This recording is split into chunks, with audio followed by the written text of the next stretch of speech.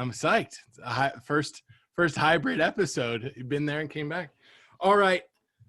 Here he is. Ladies and gentlemen, New York Mike is in the house. Mike, how you doing today? Peter, what's going on, bud? I'm doing good. Trying to stay dry in Los Angeles. No more rain, thank God. Yeah, that's a great idea, since your house is, like a levee or in New Orleans. Yeah, exactly. Circa Exactly. 2012. We on this podcast, you've been a topic. So yeah, I gotta introduce you the proper way. This is New York Mike, Lindsay's cousin, as a lot of people would call you around town growing up. The pride of Smithtown, Long Island, and Cape Coral. Is going to be a bit of a hybrid episode in the sense that, Mike, you lived in Cape Coral. You've been visiting Cape Coral since 1989. Moved from New York to Cape Coral and then moved back. So I want to hear all about it, man. How are you doing today? I'm doing well. Pretty good. I can't complain. But I hear you, man.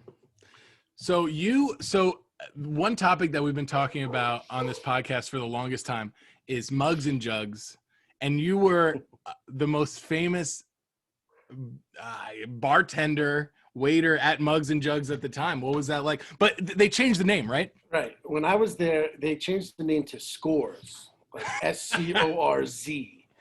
If you're in New York and you're working at Scores, it's a whole different. Yeah, it's a totally different type of atmosphere. It's a strip club. I would not be a bartender. No, I don't. I mean, want to see my dumb face there. I mean, let's be honest. You got the tits for it, so. I do. Look at this. Nice. But you know what? So do I.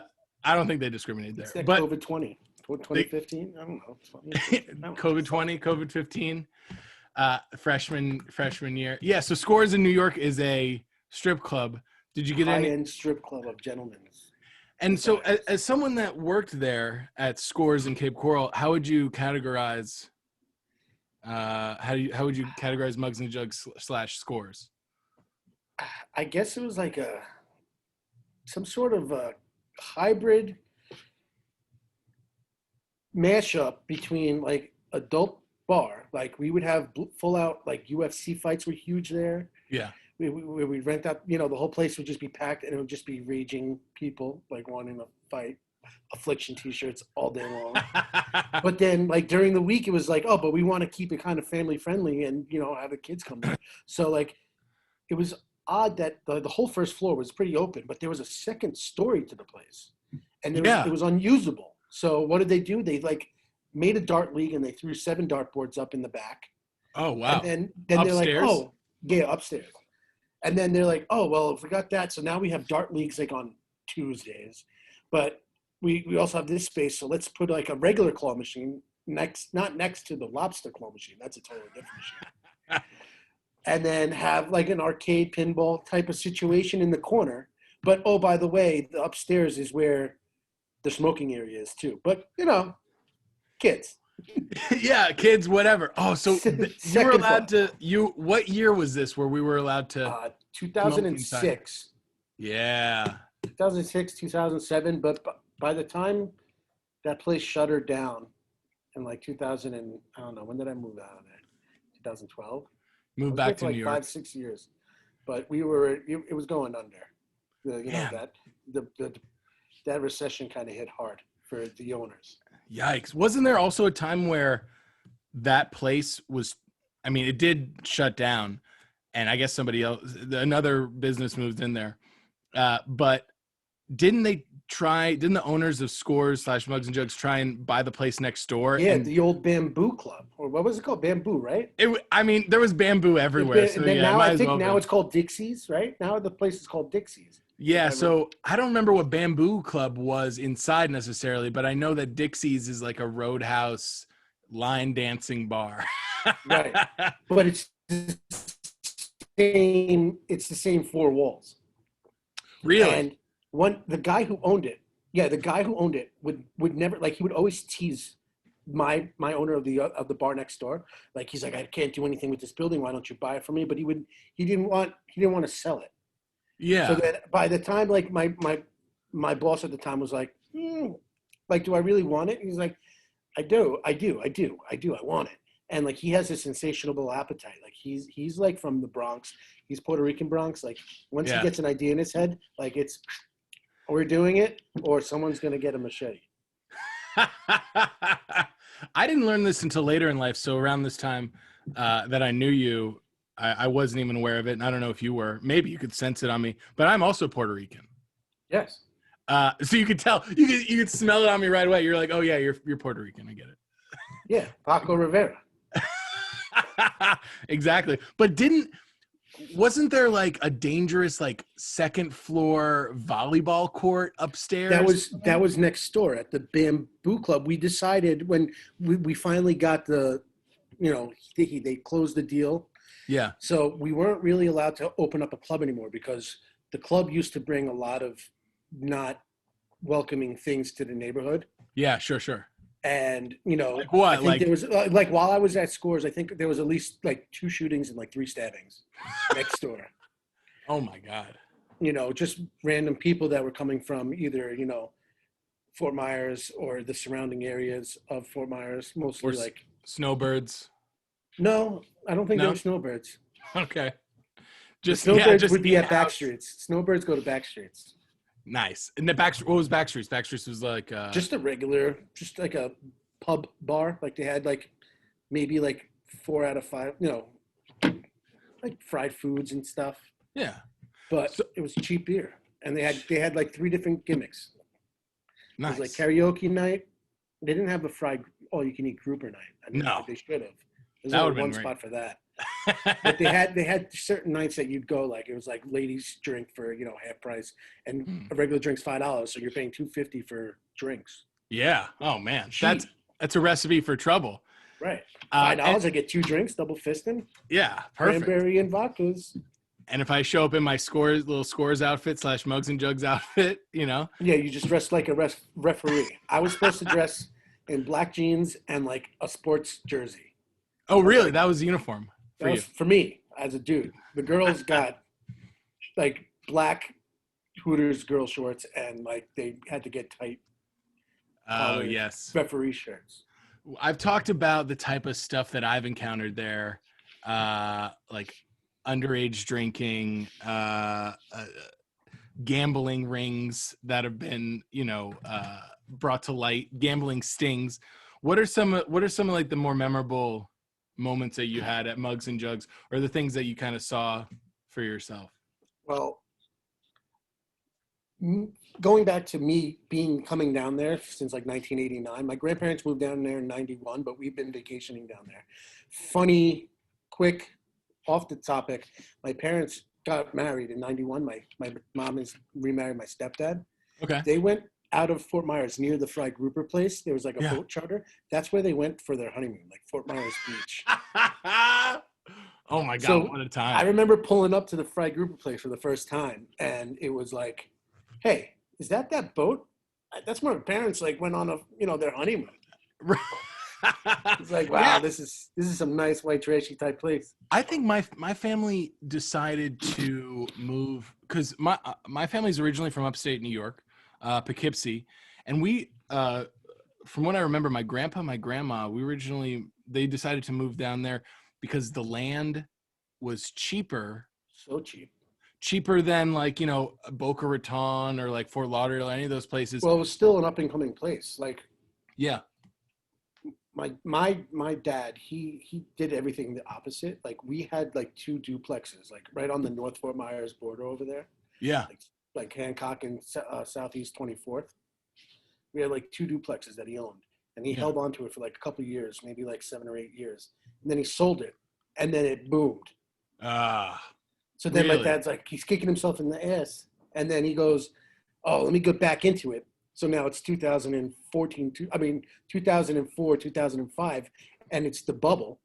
right. So he buys high, and then it bursts while I'm down there living there. So it kind of worked out because like at least he didn't have to sell it. But Oh, it's like every time he buys in Cape Coral, he buys high, sells low. He does the opposite. I don't understand. oh man, so unlucky. Yeah, were there any crazy like scores stories that stand out to you?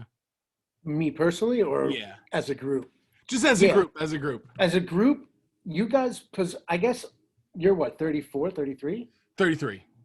All right, so I'm third.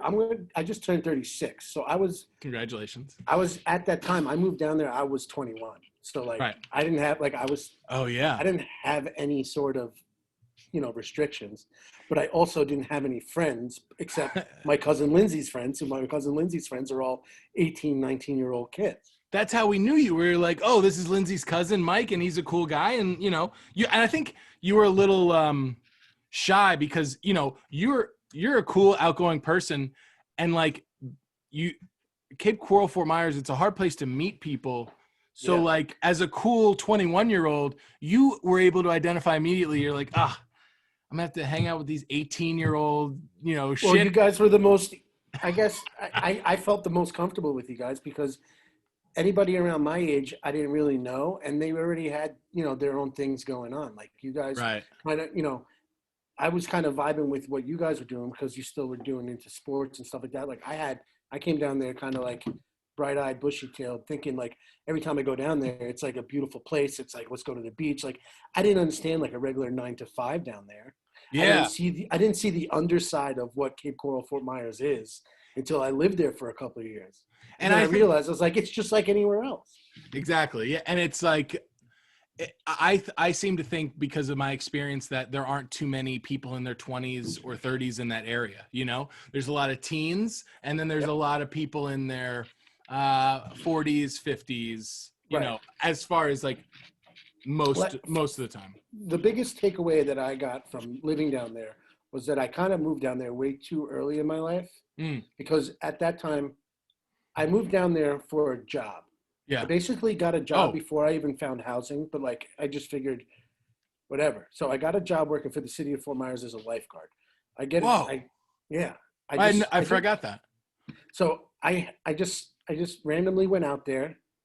I went for an interview. I was still living in New York. I flew down for an interview. They gave me the jobs 2 weeks later. I just packed my bags and moved to Florida. To live, and you got to Just live to with work. your cousin, right? Yeah. For a minute, right? Yeah. Well, basically, for the first like 2 weeks, and this is the genesis of the couch party. Right. Okay. The We'll get couch into that. party in the parking lot was I moved down there. I had the house that my dad bought that now we're just sitting on because he can't sell it, and we just kind of fixed it up. That was about all we did. We were going to flip it. Right. But then we couldn't flip it. So we put the money down and we fixed it up. So I ended up living with my grandparents for like 2 weeks. Once the house was finished and we fixed it all up, I had a whole empty house, but like it's a brand new house that we just fucking painted and did tile and we did little things here and there, like the bathroom. Yeah. But there was absolutely no furnishings.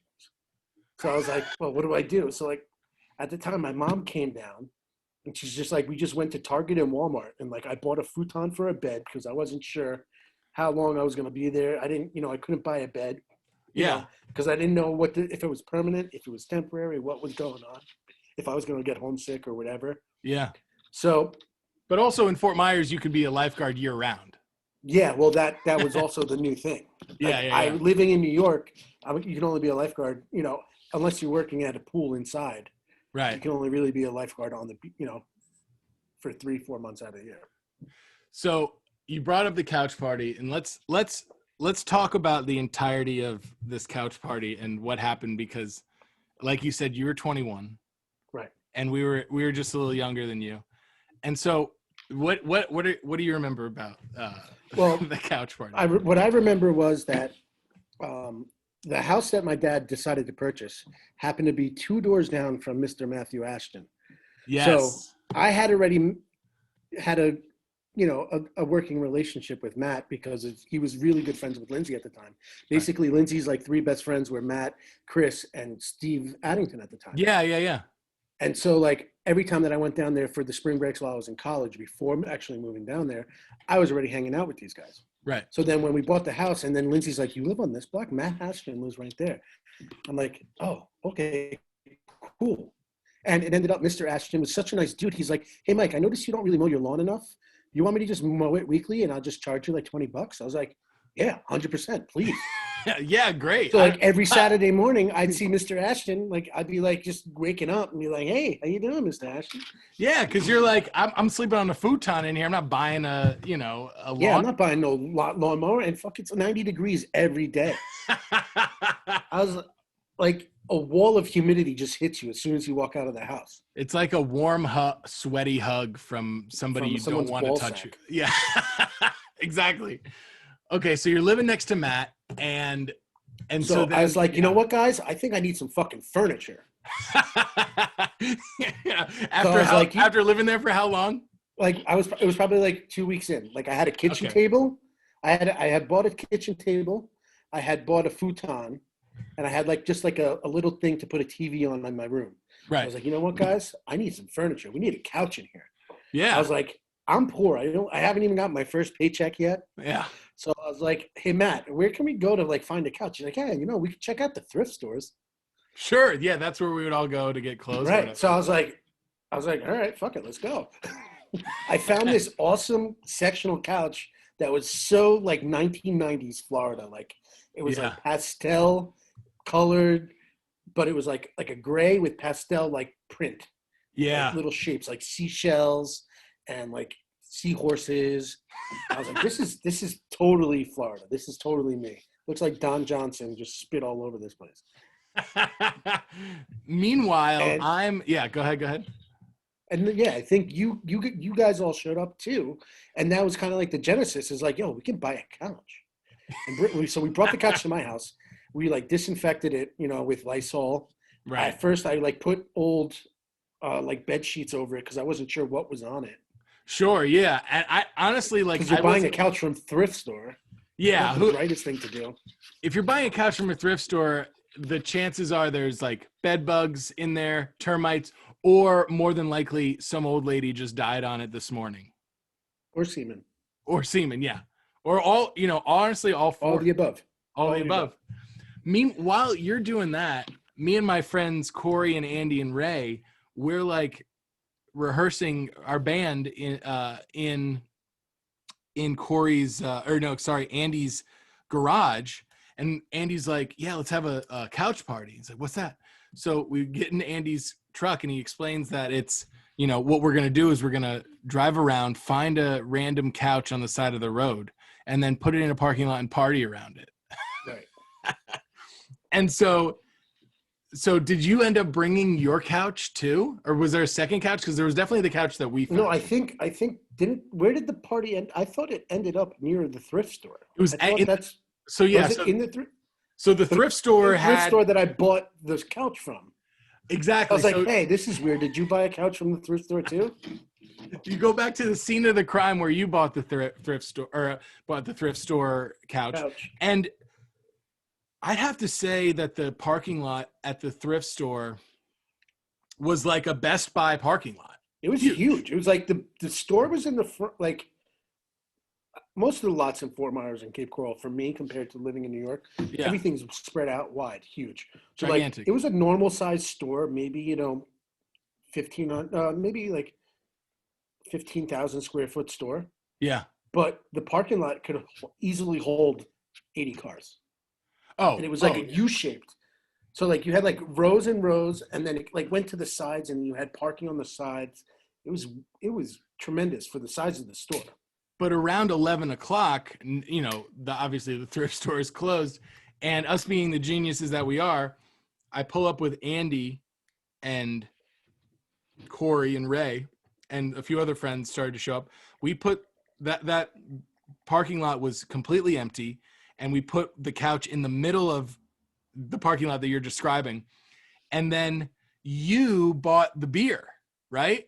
Yeah. See, another fun fact about Florida. Yeah, well, the other fun fact about Florida that's different than New York is that they have drive-through bevies. Like at the end of my block, I didn't even have to get on a main road. Like I can just drive out of my driveway, down the street, make a quick right, and then there was like a weird like dirt road that went into the bevy. Like you could go up to the other street and turn on the paved road. Yeah. But if you were local, you could just go up the fake, the The dirt road. makeshift road. Yeah. And you're in the bevy. And so I would just be like, yeah, throw a keg back there. It was designed. Yeah. And $80, and then I'd have a keg, turn around, go right back home. I never was on the main road. I could be in my underwear. No one would have known. And it's literally a drive-through. Like this, what people should picture is a barn with no doors. No, it's like a big firehouse kind of opening. Exactly. Like there was two doors on the end, but it was literally just like a long, straight house, like you said, like a barn. You would drive, yes, pretty much you drive into the beer house, and then all around, you didn't even have to get out of your car. All around you is, what they have. Refrigerators of shit. Fridges of like 6-packs and like 24 packs, 48 packs, and then kegs, and then party ball, which is like a half keg situation. And they would just like a baboon. Yeah. From Mario Brothers. It did. The came in a box, but you'd always take it out of the box, and it was just it looked like a cannonball of beer. Yeah, the party ball. Yeah, what? So good. The party ball was for small gatherings, like 4 or 5 people. 4 or 5 people, but it's like what? The keg was for like 12 or more. Yeah, exactly. It was. I think it was 52 beers. 52 beers. Yeah, for a small gathering of 4 people. Yeah. We were 21. You were 19. You didn't know any better. I'll tell you what, man. Not much has changed except for the punishment in which my body accepts, which is significantly lower. So anyhow, so you drive through the bevy, the beer house. The beer house. They pack a keg in the back, tap. Right. But you have to buy the kit too. So for $75, they take $75, but they give it back to you at the end. Okay. So the beer was only $80. Okay. But for $75, you get a tub. You get the tapping mechanism, and then you get like 2-3 bags of ice. Oh, that's great. Right. And then you get your $75 back once you return the tub and the keg and the mechanism. Oh, great. Well, so I never returned the mechanism and everything. I just kept returning the keg. So I never took a bucket. So they knew me. They're just like, hey, Mike. Oh, hey, how you doing, Chantel? Hey, Mike. Yeah. Hey, Mike, you getting the usual? Yeah, just load up a keg in my back trunk. Yeah, and, at the time I was driving like a 93 Toyota Corolla when I first moved down there. And that thing could hold a keg in the back trunk. That was about it. You're living the dream, man. Mike, I can imagine your friends from New York talking about you. Be like, yeah, where'd Mike go? Like, oh, no, he's living down in Florida. Oh, that son of a bitch. He made it down there about 40 years before all of us. And then they're like, no, he doesn't have any furniture, but he buys a keg every day. He's living and he's a lifeguard. He's living the dream. You couldn't be doing, oh my gosh, that's like some little kid's dream up in New York to just it's my dream now as a 36-year-old man living back in New York. Back up in New York. So I wish I could be a lifeguard making that kind of money at 21 years old and knowing how to save it. Oh man, that's a trick. There's no saving. Between my lifeguarding job, within like 6 months, I went from just being a lifeguard to a facility supervisor. Oh yeah. And then within like 3 years, like I was, there was my direct supervisor who was like the head of the department. And then it was like 3 of us that ran 3 different facilities. Whoa. So I was able to get myself pretty quick, like on a fast track. Yeah. So, like I was making some decent money, and it was salary. It had a pension to it. Like it was adult shit that at 21 I didn't even think about. No, you're just turning and burning. Yeah, that money's burning a hole in your pocket. Right. And then I was bartending on the side making cash. Oh my God. So I'm an idiot. So, I mean, I disagree, but I disagree of you being an idiot. However, the way that this couch party story ends, most people might contest that. So you pick up the keg, come meet us at the thrift store you were at earlier. Yes, with my own couch. With your own. It was bring your couch party. It could have been a bring your own couch party. That would have been great. So anyhow, you get back there, and the details are foggy with me. However, what I remember is there was some kind of like light, or like I don't know if there was a fire or something, but we had a couch, we had a keg, thanks to you. I think we had 2 or 3 cars like aimed at the couch. That's it. Okay. And then we had like a ton of Natty Light, like maybe 32 or some big case of Yeah, Natty Light. 36 rack. Yeah, exactly. And so we're just like hanging around, partying. People are coming in. It's like a fun, chill time. But what were you? What was going through your head? Literally, like maybe an hour, 20 minutes. Tops. Yeah. Easy. Most definitely. Like it just started getting like, because you know how people are. It's like, hey, we're having this couch party. Come at like 7:30. Yeah. 8:30 comes around. People just randomly start showing up. Right. Like Right. Fashionably late. So like Yeah. we were there at 7:30. Like we got there at 7:15. Set up the couch, moved the cars around, had Yeah. the keg ready. So like we're exposed, and not to mention it's like on a busy corner. It's Del Prado and like Pine Island Road, right? Right. Yeah. Yes.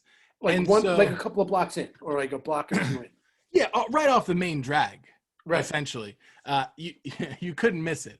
And I don't think we were trying to hide. I think we were just like, hey. I think the attitude was like, hey, if you're Let's see looking how far we can go with this. exactly, and if you're looking for a party, just park it in the parking lot here. So eventually, after an hour and a half, the cops end up breaking it up, and you at the time were the only person I think of age. Yeah, so I was not of age. I don't know what you're talking about. I'm sorry, officer. I just showed up with my cousin. I live in New York. Yeah, exactly. And What's I remember, your name? I was like, I just named one of my neighbors that like live in my neighborhood back home. Oh, I forget. I what named the his he name used. because I knew his address. I was like, my name's Gus Kudus. I live at 24 Sherbrooke Drive in Smithtown. The story, the legend of Gus. Yeah. So then, yeah, because you like whispered to me and you were like, hey man, don't call me Mike, call me Gus, because Yeah. you weren't about to give up your ID because you would have been in some serious trouble. Uh-huh. Because they would have pinned everything on you. And then how did that night end up happening? I remember the cops coming and like IDing everyone, and then like the meanest girls from school Drove by and started yelling out the window like, you guys are dumb or a stupid idea. It's like, then why'd you show up? Exactly. Like, it wasn't a stupid idea, because if it wasn't a stupid idea, you wouldn't be here. It was a fun excuse. It was just, we're living on the edge. We're just trying stuff new, thinking outside the box. Exactly. Instead of just like, hey, let's just hang out at, Tori's house. Or let's go to, let's go to the empty lot next to John's house. So we ended up getting away with that. You ended up not getting in trouble or anything. Oh, yeah. We didn't get in trouble, but we did lose a keg. That's true. What happened? Well, they couldn't give it to us. Like, I couldn't then be like, hey, I'm Gus. I'm underage. Let me have this keg back. Yeah. So they took the keg? Yeah. So they made us answer. I think I ate the $80 deposit on that. Man. It's all good. My bad. Memories were made. Yeah, exactly. It was fun. It was fun while it lasted. Like we were talking about, you skipped a few decades in originally moving down to Florida.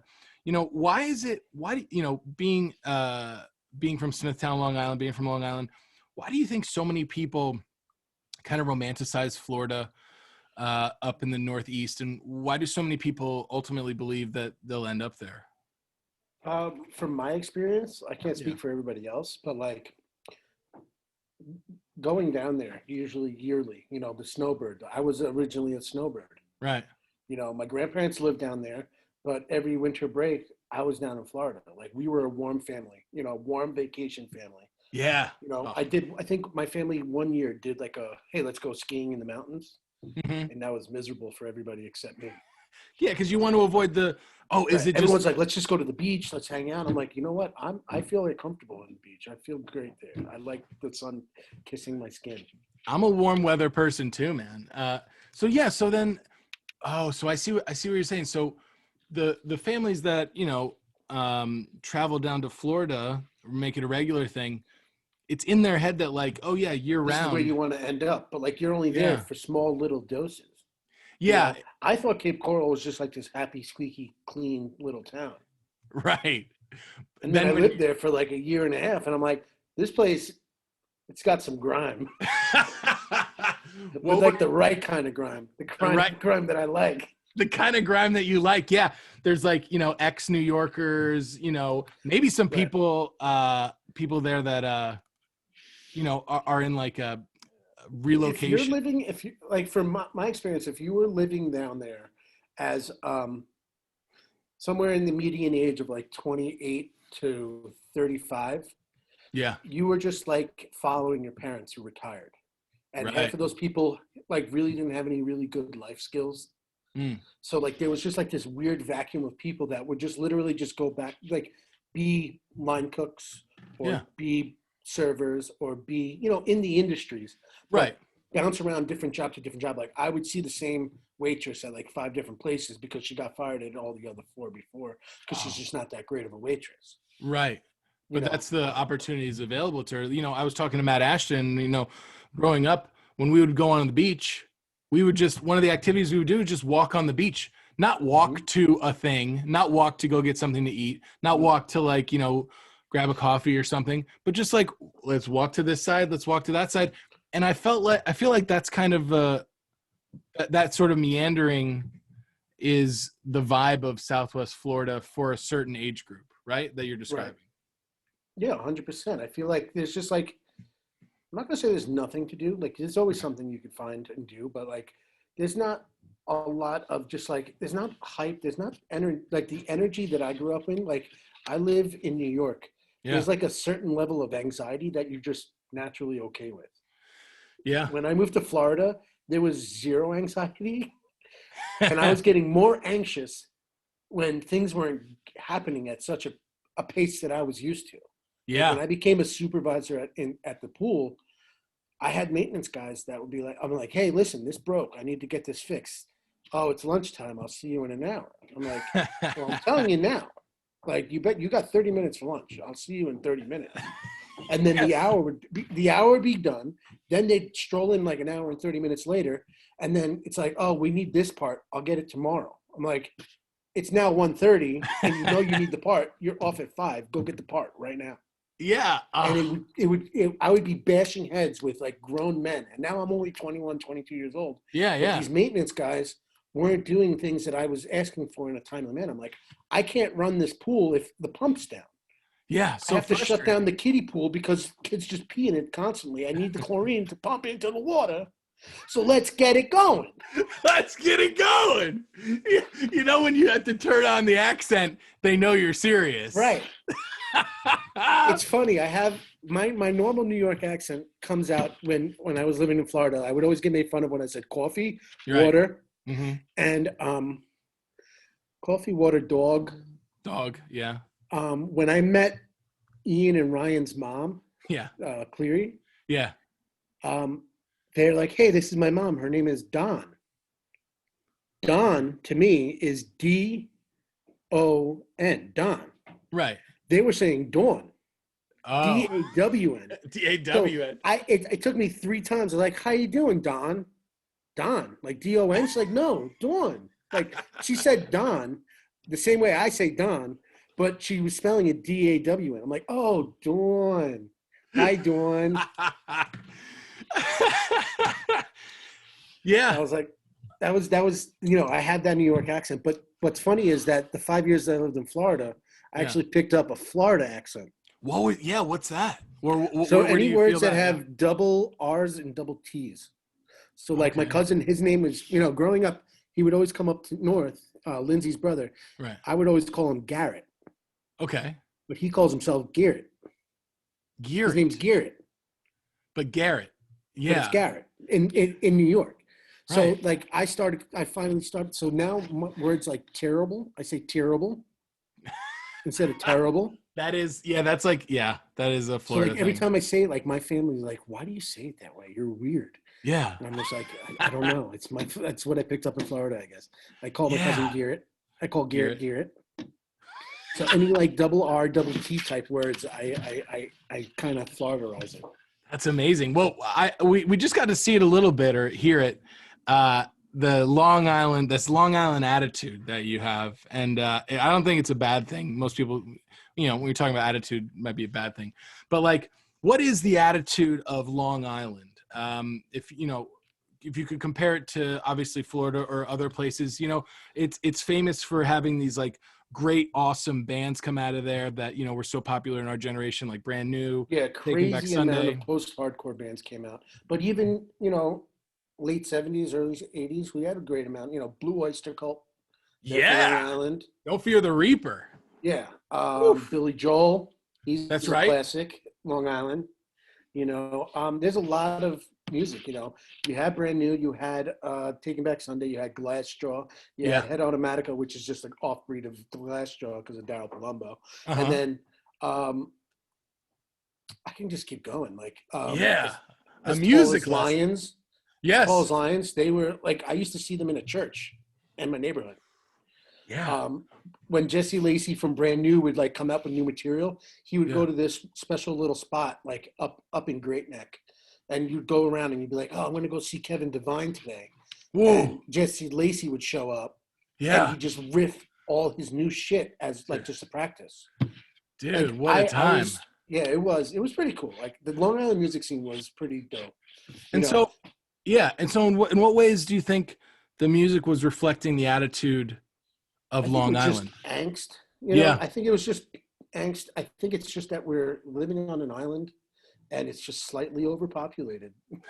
So like everyone's kind of on top of each other, but like there's more than enough room out here on Long Island. But like I said, I work in the city now and I Right. commute every day, and people living on top of each other, like it's mind-boggling. Like at least I have, my quarter of an acre. But a Yeah. quarter of an acre is all I got. Yeah. I got It's- another person directly next to me with a quarter of an acre. Like living in Florida when I first moved down there was still empty lots next door to my house. So Yeah. it was like Matt Ashton's house, our silent neighbor that I never met, but was Right. pretty cool. They only called my parents like twice when I would have parties. Yeah. Oh, nice. Apparently one day, like when my dad came down to visit, he like went over there secretly and was like, here's my cell phone number. Here's my house number. If anything ever happens where like my son's being an asshole, call me and we'll take care of it.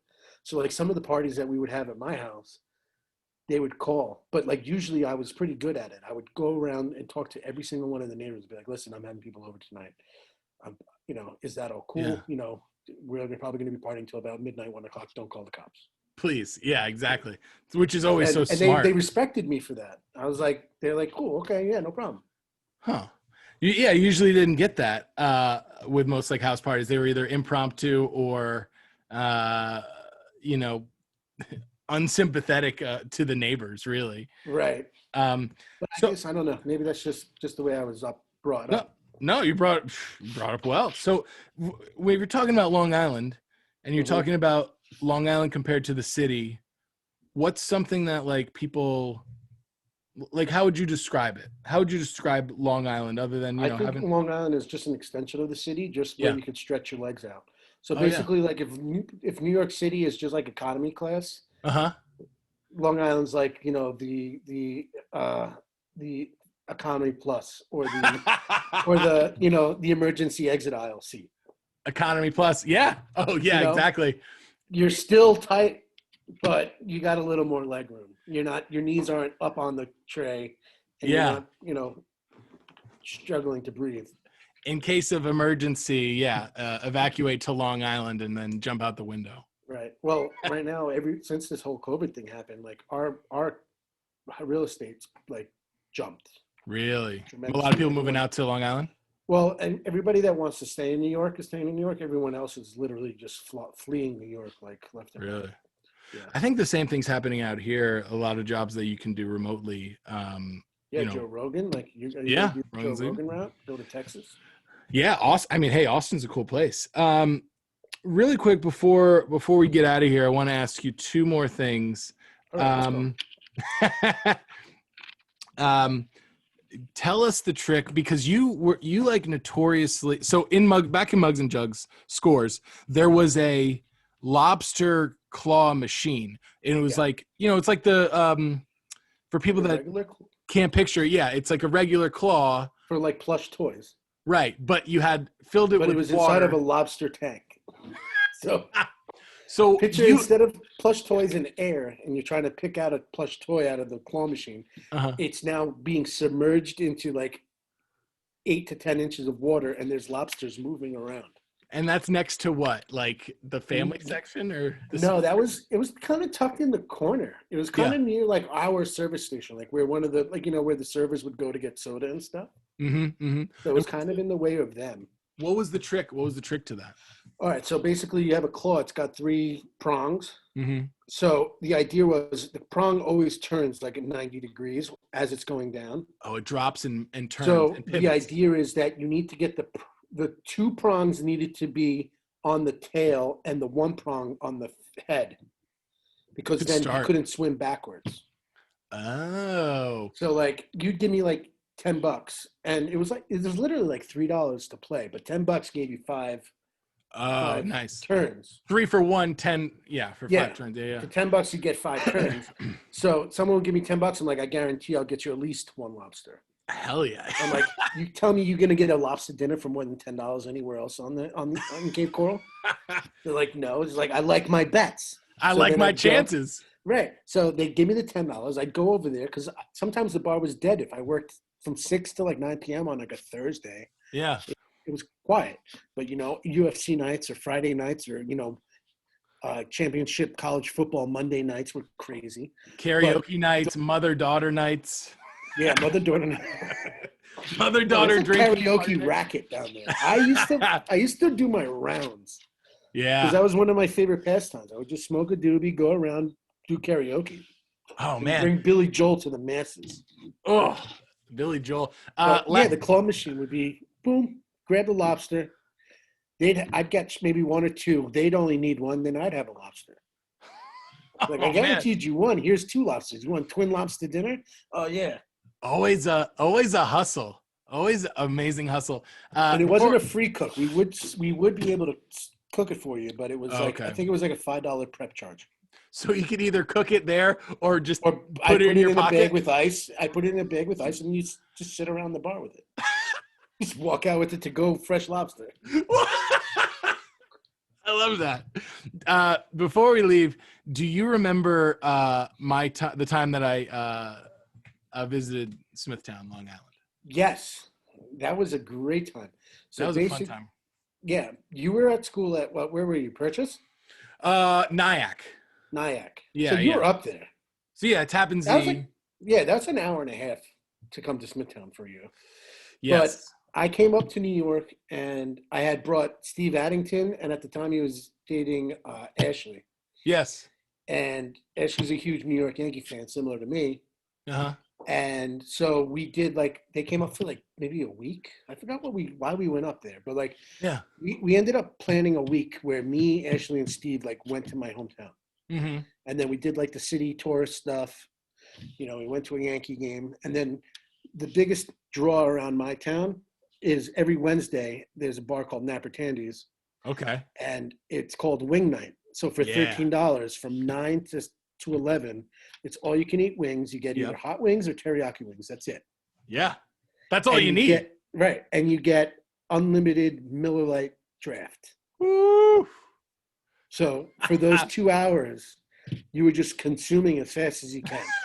Because after that 2 hours, they'd come around with just buckets of Miller Lite bottles, and then be like $20, $20, $20. But you're already lubed up. 20 here you go. Sure, Why not? That was their gimmick. But that was our local watering hole, where it's we never needed a school reunion or class reunion of class of 2003. Right. Because every Wednesday night, it could have been class of 99 to 2006. They'd all show up to Napper Tandy's for those who never left. It was a some people weekly never left reunion. Yeah. Oh man. For people that never left town, that was the thing. Wing night. Dude, wing night, And so much fun. the best was when I was able to pass the torch to my sister. Oh, my sister's really? 10 years younger than me, and she's like, "Can I come to wing night?" I'm like, "You're 19 years old." I was like, "Yeah, I got you."